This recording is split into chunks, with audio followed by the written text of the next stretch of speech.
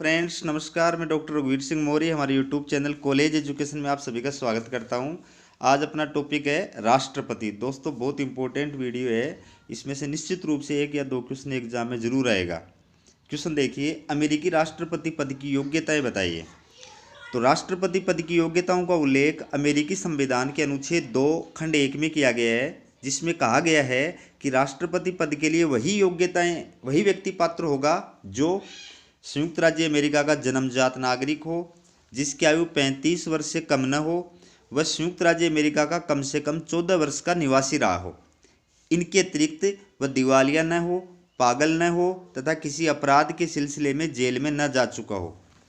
अगला क्वेश्चन है, अमेरिकी राष्ट्रपति के कार्यकाल के बारे में बताइए। तो राष्ट्रपति का कार्यकाल अमेरिकी संविधान के अनुच्छेद 2 खंड 1 में 4 वर्ष निर्धारित किया गया है। सामान्यतया यह पद स्थायी है और इन 4 वर्षों से पूर्व राष्ट्रपति को उसे कार्यकाल से मुक्त नहीं किया जा सकता। केवल इसके 3 अपवाद हो सकते हैं। पहला, यदि वह त्यागपत्र दे दे, यदि उसकी मृत्यु हो जाए, यदि उसके ऊपर महाभियोग सिद्ध हो जाए। 22वें संविधान संशोधन 1951 के द्वारा यह निश्चित किया गया है कि कोई भी व्यक्ति अधिकतम 2 बार ही राष्ट्रपति रह सकता है।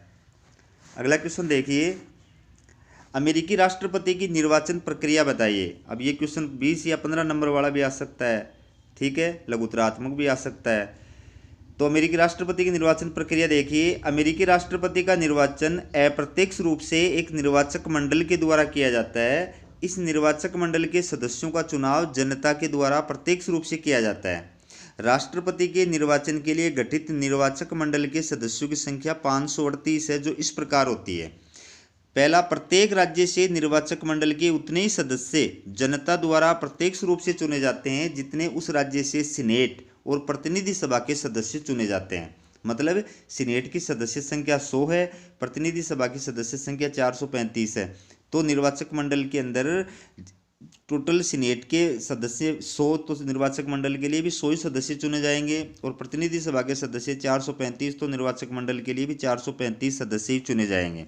ठीक है, प्रत्येक राज्य से वो सदस्य जो प्रतिनिधि सभा और सीनेट के लिए निर्धारित किए गए उतनी संख्या में सदस्य जो है वो निर्वाचक मंडल के लिए चुने जाएंगे, और निर्वाचक मंडल के जो सदस्य होंगे वो अलग हैं और सीनेट और प्रतिनिधि सभा के जो सदस्य हैं वो अलग हैं। ठीक है। सेकंड है, कोलंबिया जिले से 3 सदस्य निर्वाचक मंडल के लिए जनता द्वारा प्रत्यक्ष रूप से चुने जाते हैं। फिर अमेरिकी राष्ट्रपति की निर्वाचन पद्धति की आलोचना किन आधारों पर की जाती है।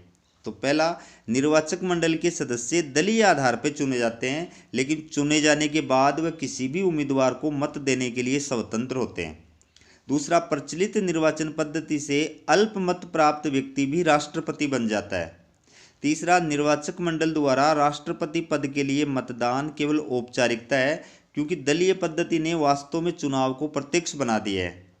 चौथा, इस निर्वाचन पद्धति के कारण राष्ट्रपति के चुनाव में घनी आबादी वाले राज्यों का महत्व बढ़ जाता है और कम आबादी वाले राज्यों की उपेक्षा होती है।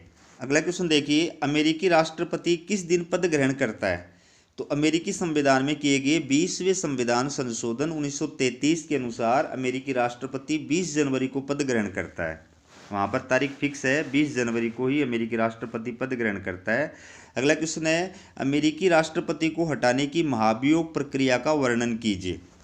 तो देखिए, अमेरिकी संविधान के अनुच्छेद 2 खंड 4 के अनुसार राष्ट्रपति को कार्यकाल से पूर्व केवल महाभियोग द्वारा ही पद से हटाया जा सकता है, और महाभियोग देशद्रोह, भ्रष्टाचार या कदाचार के आधार पर चलाया जा सकता है। तो राष्ट्रपति की महाभियोग प्रक्रिया इस प्रकार है, देखिए अलग अलग स्टेप देखिए। महाभियोग प्रस्ताव प्रतिनिधि सभा के सदस्यों द्वारा प्रस्तुत किया जाता है। एक सदस्य भी ला सकता है ये प्रस्ताव, और ज़्यादा सदस्य भी ला सकते हैं, जिसकी एक न्यायिक समिति द्वारा जांच की जाती है, और समिति की जांच रिपोर्ट के पश्चात यदि प्रतिनिधि सभा अपने बहुमत से इसे पारित कर देती है तो प्रस्ताव को सीनेट के पास भेज दिया जाता है। फिर सेकंड नंबर देखिए, सीनेट निश्चित तिथि को इन आरोपों की जांच हेतु एक न्यायालय के रूप में बैठती है, और सर्वोच्च न्यायालय का मुख्य न्यायाधीश इस बैठक की अध्यक्षता करता है। सीनेट में राष्ट्रपति स्वयं या अपने प्रतिनिधियों या वकील के माध्यम से अपना पक्ष प्रस्तुत कर सकता है। यदि सीनेट आरोपों की जांच के पश्चात अपने 2/3 बहुमत से प्रस्ताव पारित कर देती है तो राष्ट्रपति को पद से हटा दिया जाता है। पद से हटने के बाद राष्ट्रपति के विरुद्ध न्यायालय में मुकदमा चलाया जा सकता है। अगला क्वेश्चन देखिए, अमेरिकी राष्ट्रपति की शक्तियों में वृद्धि के कारण बताइए। तो पहला, अमेरिकी राष्ट्रपति पदधारियों का महान व्यक्तित्व और कृतित्व। फिर है सर्वोच्च न्यायालय द्वारा की गई संविधान की व्याख्याएं यानी न्यायिक निर्णय।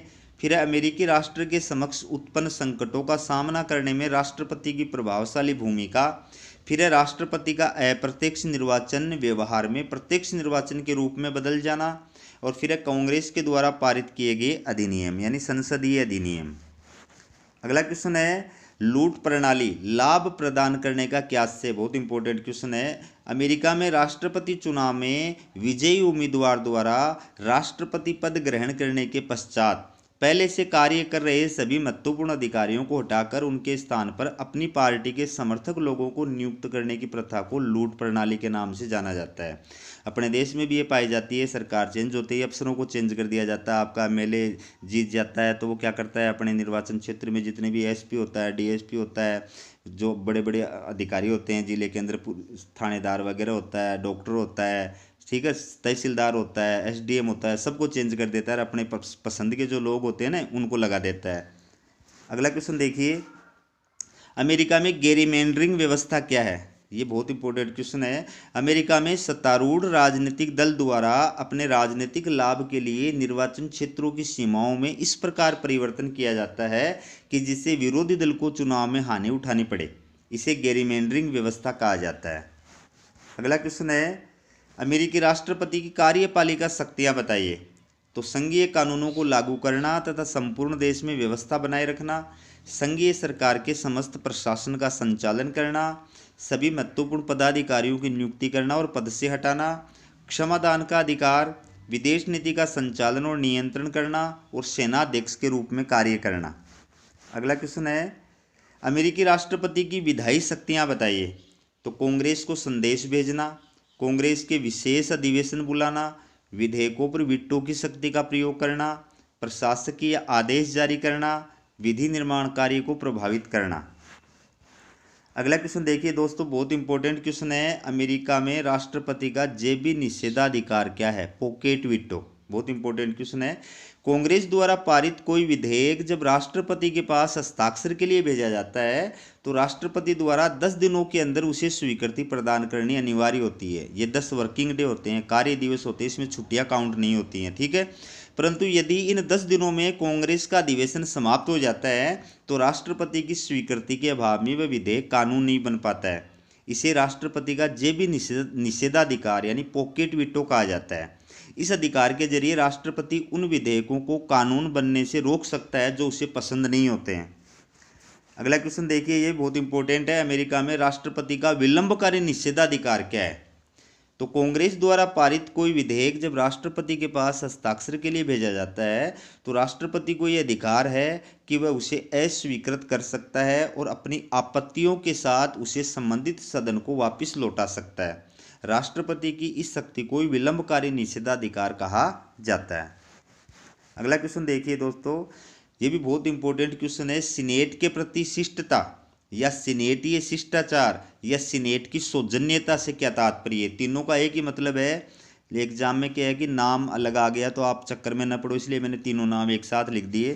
तो बहुत इंपॉर्टेंट क्वेश्चन है। देखिए, राष्ट्रपति द्वारा किसी राज्य के संघीय अधिकारियों की नियुक्ति करते समय उनकी नियुक्ति से पूर्व उस राज्य के वरिष्ठ सीनेटरों से परामर्श लेने के शिष्टाचार का पालन किया जाता है ताकि सीनेट में राष्ट्रपति द्वारा की जाने वाली इन नियुक्तियों का विरोध न हो।